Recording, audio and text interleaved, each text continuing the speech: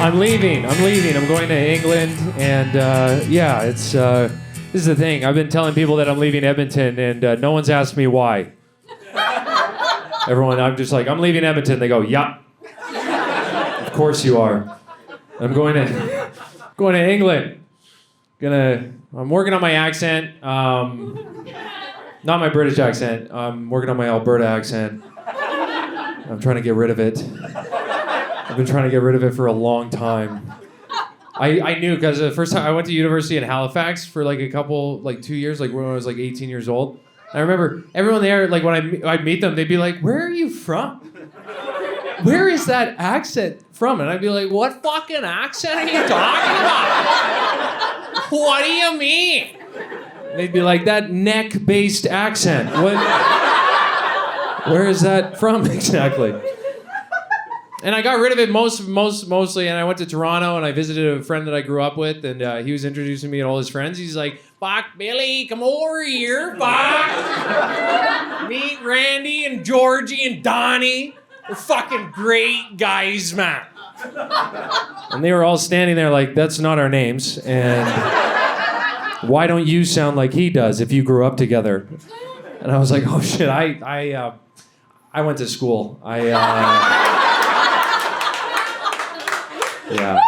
He did go to school for a bit, but he was an HVAC superstar, so he left at 15. Moved on to running a sump truck. Lost his thumb in a hydraulic door. And then when I said that, he went like this. Which is good. I'm excited to move away from here, because this can be kind of a homophobic province if I'm not, You guys don't. I don't really have to really set that up at all. It's true. I went on a float recently with some people I grew up with, and there was just this woman in the water. I don't even know if she was part of our float or not. She was just there. She was just like floating in the North Saskatchewan, and she was like spitting water into the air, and she was like, "They're putting estrogen in the water to make everyone gay."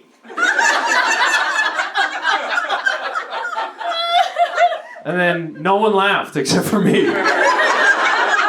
Everyone else was like, "Yeah, that actually makes a lot of sense." It's fucked up. It's fucked up. You hear this shit a lot. Like the LGBTQ community they're grooming our children. They're grooming our children. The LGBTQ community, they're grooming our children. They're grooming the LGBTQ community is grooming our children. And it's like, okay, well, we love when they groom adults. Have you ever watched Queer Eye for the Straight Guy? That's all that is the LGBTQ. Maybe not the L, but the GDBQ community. I think if the L's were there, they'd be like, "Nice flannel," and that's it. But that's what it is. It's the GDBQ community grooming, and they don't even do that much. They just show up to a guy's apartment, sweep it, give him like 2 new button-ups, and he's like,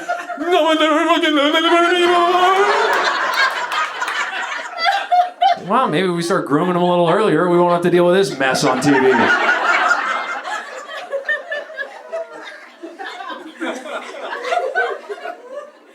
I'm working on some stuff myself. I'm trying to I'm trying to be bad. I'm trying to quit smoking right now, which is a really hard thing it's really hard to do.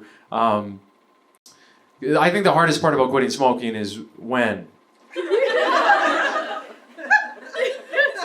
Like, not now. Another time. I want to quit eventually, like right before I get cancer. But I didn't go to school early enough to become a doctor to figure that out. So no, it's just, I asked a friend of mine though, because he's already quit smoking. He's a former smoker, and so I asked him for some advice. And as most former smokers are, they're very uppity and self-involved. And so I asked him, I was like, "When did you know that you had to quit smoking?" And he already had his answer locked and ready. He was like, "I knew when I had to quit smoking when I couldn't make it up a flight of stairs without my inhaler, and I was coughing up blood every single day." I was like, holy shit. All right, I guess I'll wait till then. I'm a patient man, I can do that. And it's hard for me to quit smoking because I'm not trying to quit smoking, I'm trying to quit vaping, but I tell everyone I'm quitting smoking so I get some goddamn respect. Because no one respects vapors at all. You can tell someone, a complete stranger, that you're quitting smoking, and they'd be like, oh my God, you're quitting death itself. That's amazing. Give me a hug. That's amazing. Good for you. You could tell your own mother that you're trying to quit vaping, and she'd be like, oh, you don't have your little cotton candy anymore? I'm like, I don't, mother. I don't have it, and I want it. I don't like vaping. I don't like any part of it. I don't like being addicted to a flavor. I don't like other vapors. I don't like... What flavor? You get the fuck away from me. I don't like... I wish I could just like do... like, because smoking is like a manly thing. You go get smokes and gas and you fucking smell like smokes and gas. Cool, you know? I gotta go to a vape emporium for my addiction. And I gotta talk to some fucking goblin in a flat brim hat.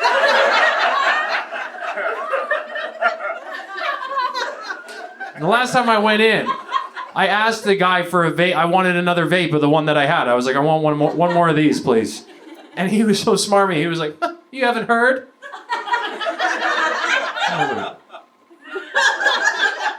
Heard what? He was like, the rumors. I was like, oh, no, I'm not caught up on Vape Culture Weekly. What are the rumors? And he was like, apparently that brand of vape uses animal urine inside of it. Yeah, and that's when I knew I had to quit. Not because of what he said. It's because when he said that this vape had animal urine in it, my brain went into justification mode. And I heard animal urine, and my first thought was, well, at least there's one natural ingredient. That's good to know.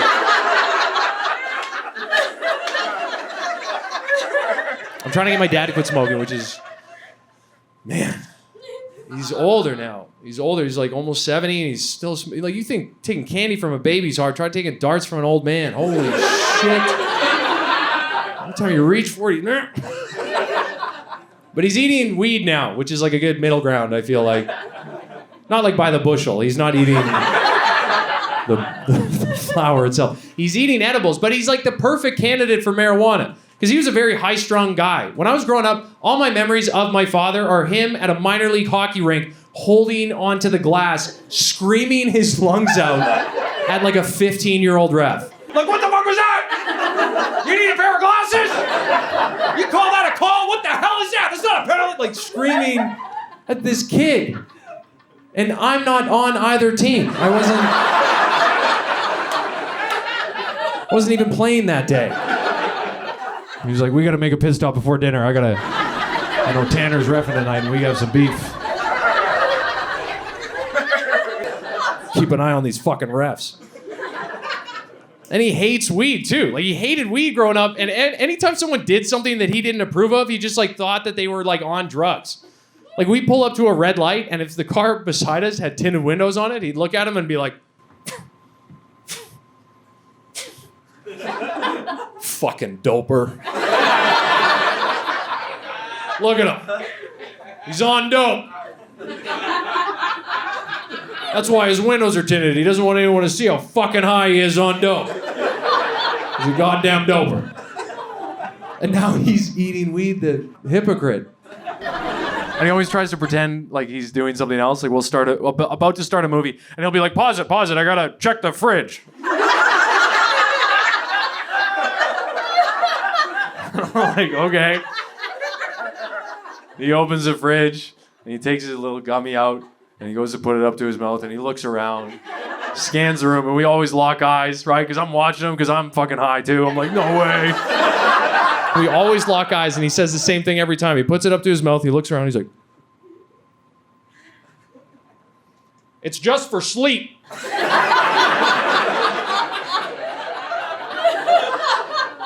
That's it.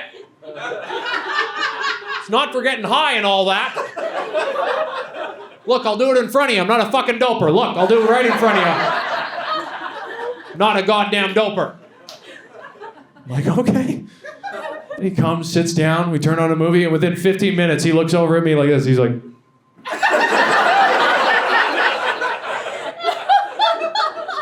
And I'm like, what's wrong, Dad? And he's like, I have to go to bed now!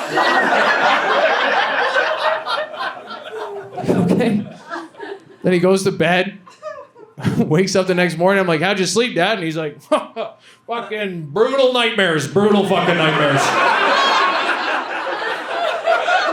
Worst things you've ever seen. I love my dad so much. And he's almost 70. He's getting older. And all his friends are getting older too. All his friends have Alzheimer's now, which is like really, really sad. And my dad's like really, really upset about it. But not in like an empathetic way. He's like, they forgot my birthday. Like, it's just about him. And he always gets mad at them to me. Like he'll tell me stories about them and just yell at them in the story to me. He was telling me the story. He's like, so I'm showing my buddy my motorcycle. He takes a look at it. He goes, what kind of motorcycle is this? And I said, it's a fucking Harley Davidson. And he goes, oh, that's pretty cool. I said, yeah, I know. He takes another lap around the motorcycle, looks me dead in the eyes and goes, what kind of motorcycle is this? Well, it's a Harley Davidson. And he goes, oh, that's pretty cool. And I said, yeah, I fucking know. 5 times.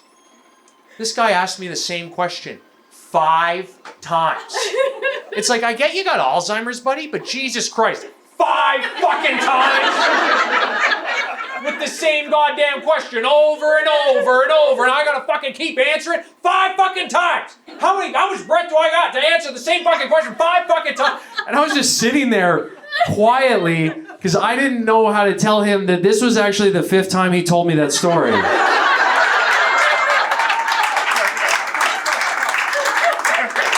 Didn't have it in me. And I just moved in with my girlfriend a little while ago. I was living with my little sister like throughout the pandemic and stuff.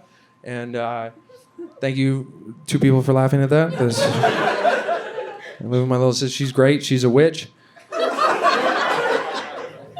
Yeah, she just is one. I don't know how else to... Because the way she told me was like, I was at home alone, or so I thought. And then the room just got cold. I was like, what the hell? I turned around, she was just there. She was like, I'm a witch.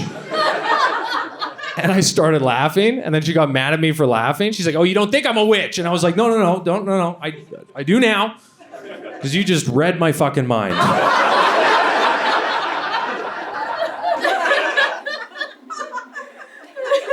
She's just a moon person, that's what she is. She thinks everything has something to do with the moon. She'll be bawling her eyes out just like, I just feel like this all has something to do with the full moon. Everything that's happening in my life right now, I didn't know why it was happening, but now I look up and I realize it's because of the full moon. I'm like, oh, is that the name of the bottle of wine you just drank?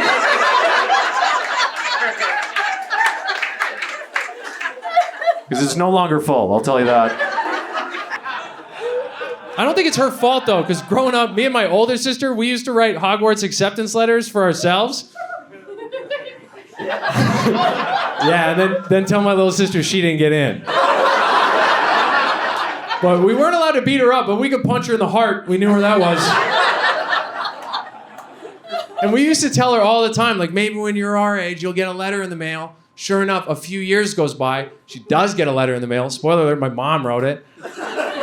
She goes out of the mailbox, brings it in, makes a big show of opening it up, and it was a Hogwarts rejection letter.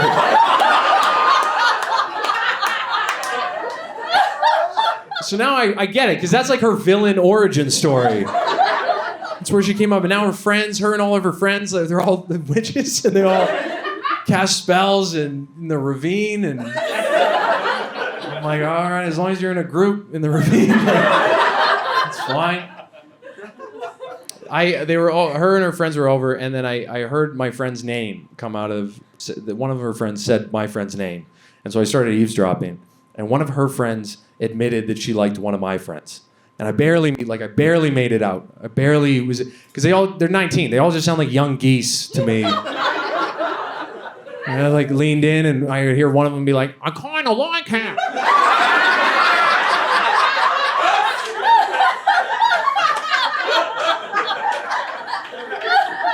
All our other friends were like, hey, man.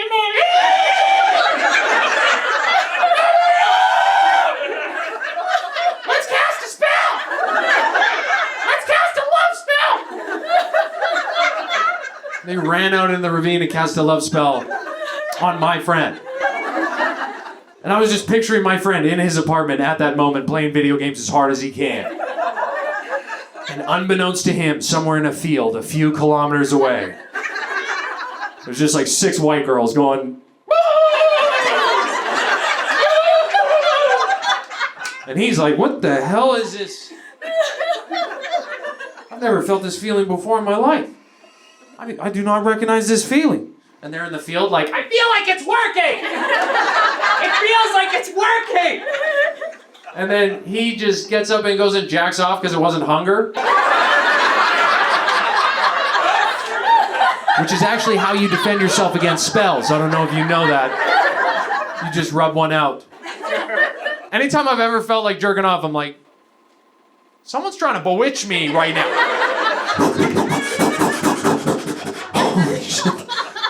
Oh my God, that was close. I shouldn't have wiped my face with his hand.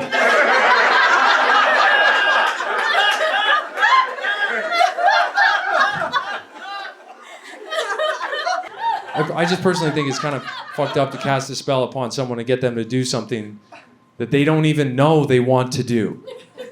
There are consent issues there.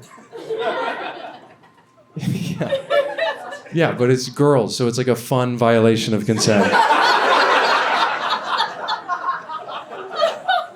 And I'm just jealous. I'm hating because I'm jealous. I just want to be able to cast spells with my boys. That's what I want to do. But I've just never met a guy who casts spells, you know? Like, I've never met a guy who, like, actually casts spells. Outside of, like, a bus station. I've never met a guy. That's what bus stations are. It's just guys casting spells and then other guys defending themselves from spells.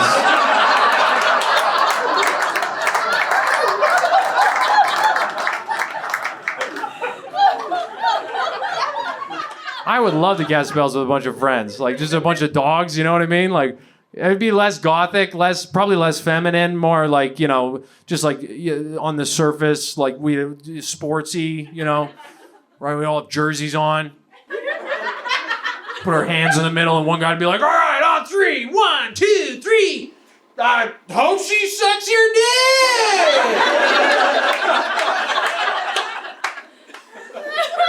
And I told my little sister about this joke. I was like, this joke I wrote about you being a witch has been actually doing pretty good lately. And she did not miss a beat. She was like, yeah, I know. That's because I cast a spell on it, so you're welcome. You guys are so nice. I don't know, man. I'm trying to be a better man. I am trying to be a better man. I live with my girlfriend now. And there's just certain like things that I, as a man, that like traditional roles that I want to keep doing. I'm trying to like pick my own what I want like as a man, like what I like masculine roles. Like what things do I want to keep and what things do I like want to get rid of? Like traditionally, you know, like there's stuff that I like and then there's stuff that I just don't want to do anymore. I don't think it matches. Like paying for dinner, for example. Yeah. I'm keeping that. Yeah. You didn't see that coming, did you? That's mine. I'm paying for dinner. I want to pay for dinner. I want everyone to see me pay for dinner. That's what I want. I want my girlfriend to see me pay for dinner. I want the cashier at Arby's to see me pay for dinner. I want everyone in the establishment to watch me pay for dinner. All right? And then when we get back out to the car, my girlfriend can e-transfer me whatever she feels is fair. PayPal, Venmo, whatever. So I'm just a modern man asking for help. I can't even fucking do that. Just a modern man asking for...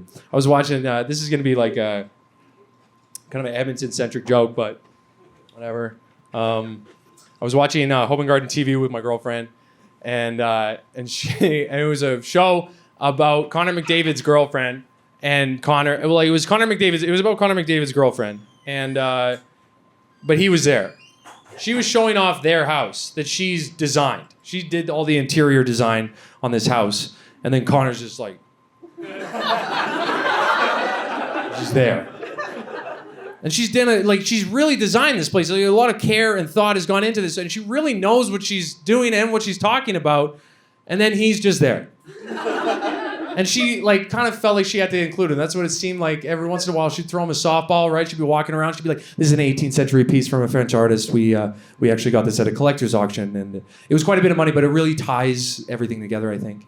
And then she'd look over at him, and he'd be like, she would just sigh and open the fridge, and she'd be like, "What's in there, Connor?" And he'd be like, "Gatorade."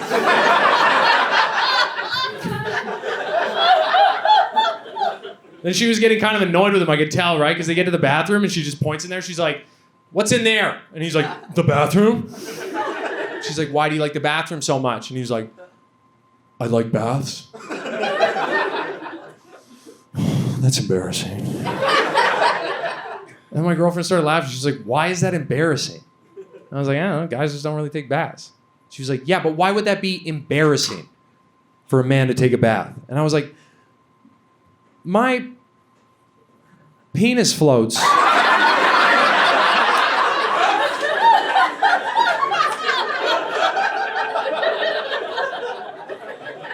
That's it. Baths are supposed to be about like safety and comfort and unwinding after a long day, and it is for guys for about 2 seconds. Just 2 seconds, and then my penis is like, "Hi! Hello! Don't worry, I got us!" Like, as if it thinks we're drowning. That's what it thinks. "I got us!" I'm like, "We're fine, we're not drowning. You're not even a good flotation device. Even if we were in a dangerous situation, the second you hit cold air, you get smaller." Like, my girlfriend was like, "Just sit up in the bath."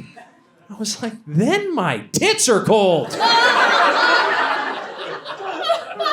Who sits up in a bath? The best part about a bath is after a long day, you run the water, you lay back, you let the water cover your ears, and you can fucking pretend you're dead. That's the best part about a bath. I believe in God too. I have to. I'm in recovery, and it's like you have to do that. That's like your first thing. First is you have to pick a higher power. And the first time I went into a meeting, I picked one, and I'm a lazy guy, so I was like, I'll just God. And then the lady did not like that. She was like, "Doesn't have to be God. It could be anything. It's a higher power. It could be the flying spaghetti monster if you wanted it to be." I was like, "Yeah, no, it couldn't. How is anyone gonna believe that I'm clean and sober when they ask me how I did it? And I'm like, I don't know if you've heard the good word of the flying spaghetti monster, but as it is written in the old cookbooks, a quote says, some days are hard, some days are not so hard, some days are right in the middle, al dente, they'll be perfect." They're gonna look at me and be like, "Yeah, I don't think he's drinking, but I do think he started smoking crack, so." God came into my life like a little like when I was like young, like before recovery and all that shit. It was on accident. My parents didn't raise me religious at all. They never did, but they did send me to a Christian hockey camp one time. Yeah, and I didn't even know people were into God like that. I thought people like God the way you like music, you know? It's like, oh, you listen to God? I'm more of like a country music type of guy. It's cool you like God, though. I didn't realize, like, I went to this Christian hockey camp, and there was a lot of hockey, and there was more Christianity than there was hockey, and there was a ton of hockey. There's a ton of it, and we would pray before and after everything, before and after dryland training, before and after practice, before and after games, which is like fucked up. We're all 12 years old just before a game, just like, oh God, please. Please, God, let us be so fucking good at hockey! Oh, please, God! And then we play the game, and right after the game, just like, oh, fucking tomorrow! Please, tomorrow! And then there was like Bible study before bed, and like the coach / pastor was talking about heaven and hell, and I raised my hand. I was like, do you think I'm gonna go to heaven? And he was like, well, how did your family raise you? I was like, well, my parents always told me to be as nice as I can be to everybody, and wherever there is to go, I'll get to go. And he was like, you and your family are not going to heaven. I was like, what? He's like, you're going to purgatory for 7 years. Then God will decide whether you get to go to heaven or hell. And I was like, purgatory? Is that like hell? And he was like, I was like, is it like heaven? He was like, no. I was like, okay, well, 7 years, who's keeping track of the time? And he's like, you're really missing the point. It was just a confusing time, right? Because then after Bible study, we had to go to bed, and I had a roommate. I never had a roommate before, and this guy was an interesting guy. He stayed up all night, kept me up all night. He would fart in my direction, and then he would open his ass cheeks, and then suck air back into his ass, and then he would fart again. And in and out, and in and out, and in and out, all night. And I don't have a joke for that. I just need to not be the only one with that in my head.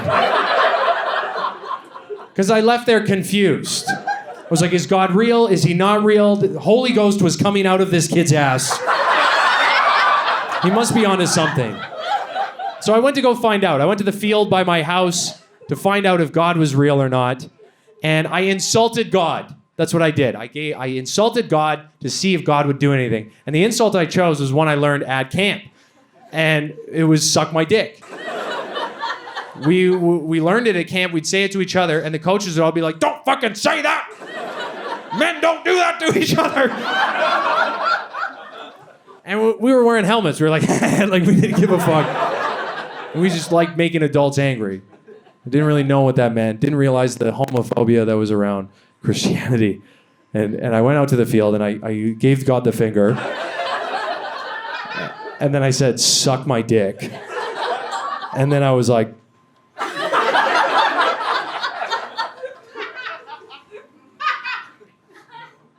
nothing happened. I was like, okay. Waiting for a big hand. There was no big hand. I was like, all right, well, that answers that.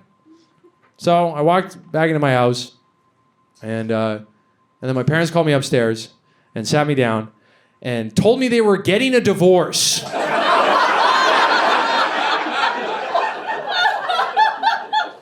There it is. There's the big hand. The worst part about it was for weeks after that, my whole extended family kept coming up to me and being like, William, we just want you to know it is not your fault.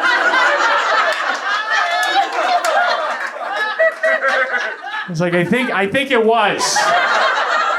I told God to suck my penis and now my parents don't love each other anymore. And true story, after that day, they didn't talk for 7 years. They didn't talk for 7 years except for through lawyers. And then they finally started talking after 7 years.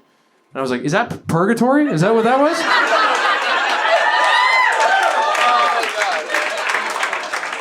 It's crazy. I was at the West Edmonton Mall, and they have a comedy club there, a great comedy club. And this is like 6 years ago. I was smoking a cigarette with my buddy. I got beat up by a 19-year-old girl. That's what happened. I was smoking a cigarette with my buddy outside of where all the bars are, and this girl walks up. She's got a I'm 19 birthday patch on, and she's hammered. So hammered. She bums a cigarette, she lights it, interrupts our conversation, and she's like, Can you fucking believe that they kicked me out of the bar? And I was like, yeah.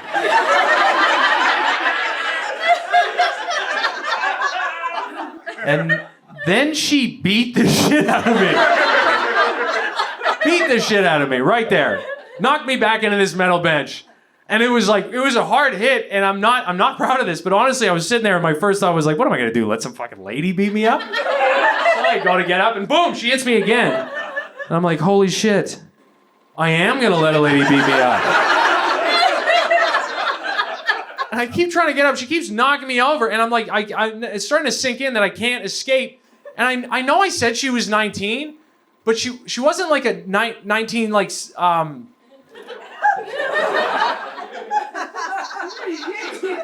yeah. I don't want to describe her body.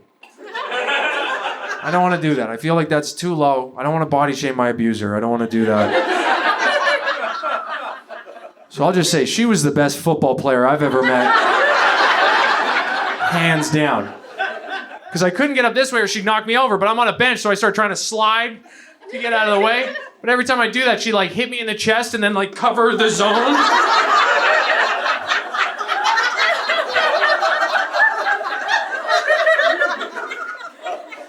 So there's nowhere I can go. And my buddy's right there. And my buddy, halfway through, my buddy did what I wanted to do the whole time. Just fucking leaves. Gone into the night. And I'm looking around for like a woman to help me. But it's just dudes in Fox racing hats and pajama pants. Smoking cigarettes. Like, I wonder what the fuck he said. And at no point did I feel like hitting her back. I never felt like hitting her back. I didn't feel like doing that, you know? Like, I was like, because I was raised that way. And, what? Okay.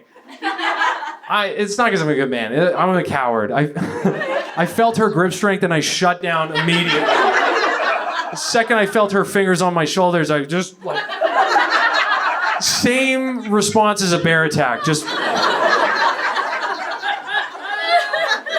don't move. Just don't move. She just wants the Skittles in your pocket. She'll get the Skittles. She'll go away.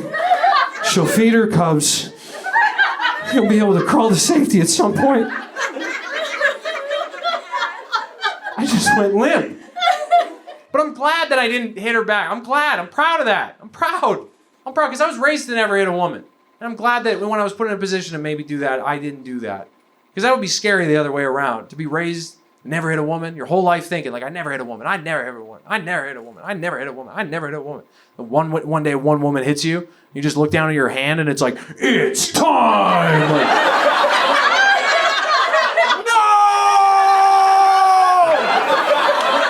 no! It's just your dad's voice in your head, just like, yeah!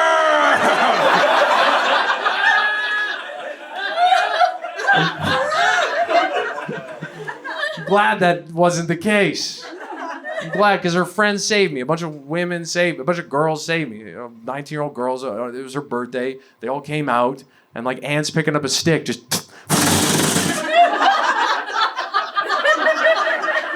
into the Uber and gone. And that was it. That was the end of it. That was also the last time I ever saw my buddy. I never saw my buddy again after that because my buddy was a comic. My buddy moved to Toronto and never saw my buddy again. And I used to ask all my friends, like comedian friends, like I tell them the story, and at the end I'd be like, so like how do you think I can bring this on stage? How do you think I can make this funny? And they'd be like, you should never tell anyone that ever. That's really embarrassing. And I never really like had an ending to this story until this year. So I lost contact with my buddy except for over Facebook. And then this year, my buddy posted on Facebook saying that they had transitioned from male to female. And in their Facebook status, they wrote, ever since I was a little boy, I always knew I was a little girl. And I read that and I was like, are you kidding? That whole time, she could have done something.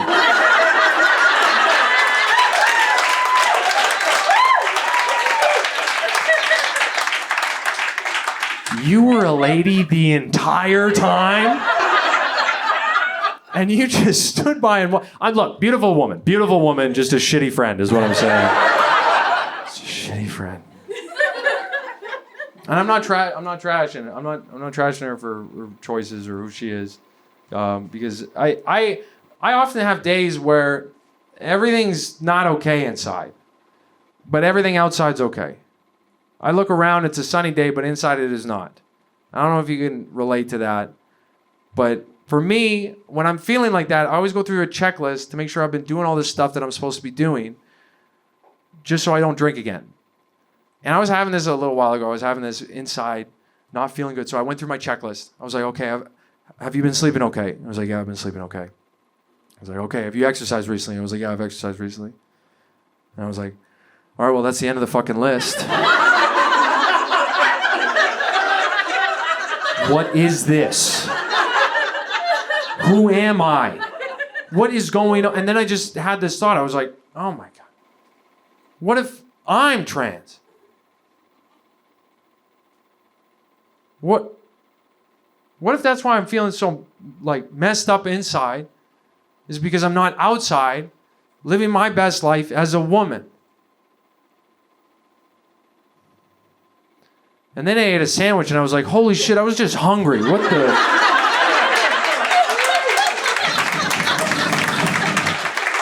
That was close. That was a close one right there. I did that joke at a show that my girlfriend was at, and right after the show, she sat me down and she was like, okay, well, are you? And I was like, no, I'm full. And she was upset with me. She was like, it's pretty problematic what you're saying up there. And I was like, well, what am I saying up there? She's like, that all trans people are just hungry? I was like, yeah, that's fucking really funny. I don't think anyone has that take right now. I would love to take that and make it a movement. You know, just subvert the conservative Republican movement against trans people. Go on Fox News and just be like, yeah, feed them some fucking dinner and see what's going on. Let's get to the bottom of this. I think they're just hungry. All these little trans kids are just hungry. And then open up a school lunch program.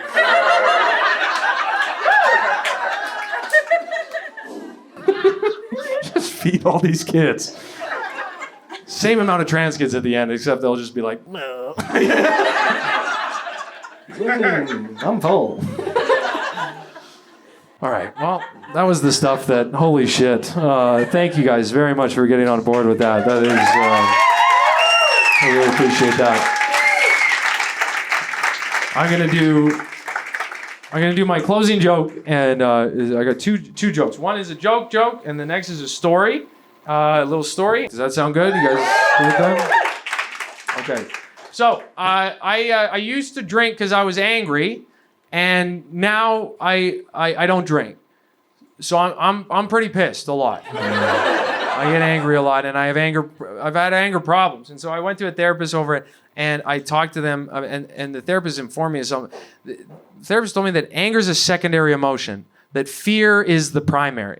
So you feel fear. You have a fight or flight response, and the anger is the fight. So when I have road rage, I'm not actually mad at the other driver. I'm just scared I'm not going to get to where I'm going on time. That's it. Which is a huge relief for me. Because that means that anytime I play video games for 8 hours straight, my girlfriend is not mad at me. She's just scared that she's wasted the last 5 years of her life.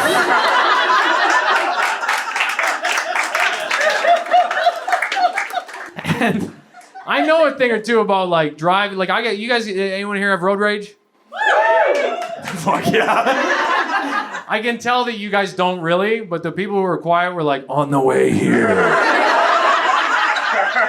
It's a deep rage.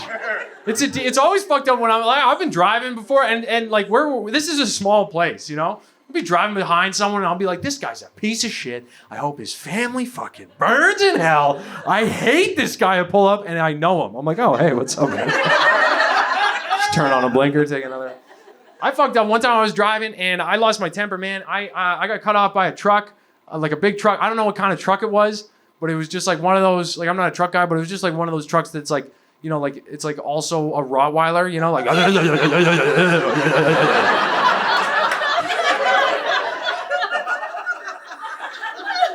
He cut me off, and I lost my mind. I'm like honking at him. I'm giving him the finger. I'm losing it. But the thing is, like, I drive a shitty car.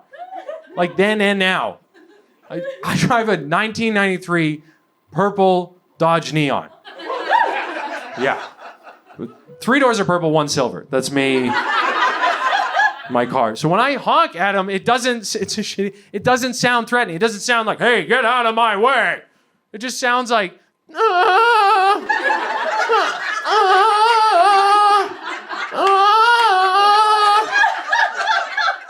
doesn't sound like I'm angry at him. It sounds like I'm thanking him for sleeping with my wife. He's like, oh, oh, that's where I'm supposed to be. And I love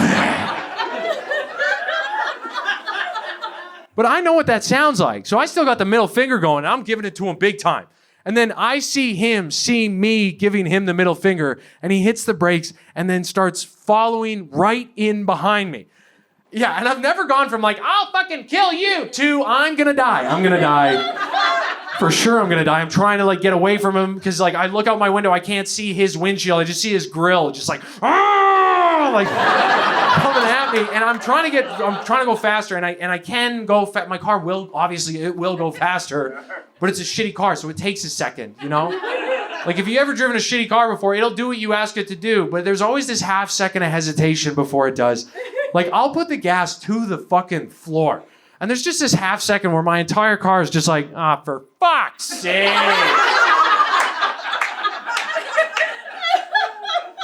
All right.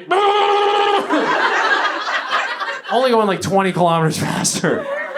And now he's beside me screaming through his window. He's like, roll down your window. And I don't want to do that. Like, obviously, yes, I'm scared, but I also don't have electric windows. So in order for him to call me a pussy, I'm going to have to lean over, hear him out, be like, all right, and then I have to roll it back up. But eventually I'm like, you know what? I'm going to cry at some point today. I might as well just get this over with. So I lean over, I roll down my window, I look over at him, and he goes, hey, buddy, I'm real sorry for all that stuff back there. That is all my fault. All right? I'm sorry. You have yourself a safe and nice rest of the day. And then he just turned on his blinker and took the next exit. I was blown away because I judged this guy. I thought he drives a big asshole truck, so he is a big asshole. And I learned a lesson that day. That guy's not a big asshole. That guy's a lot like me. I thought he was a big asshole. Turns out he's just like a giant fucking pussy. So...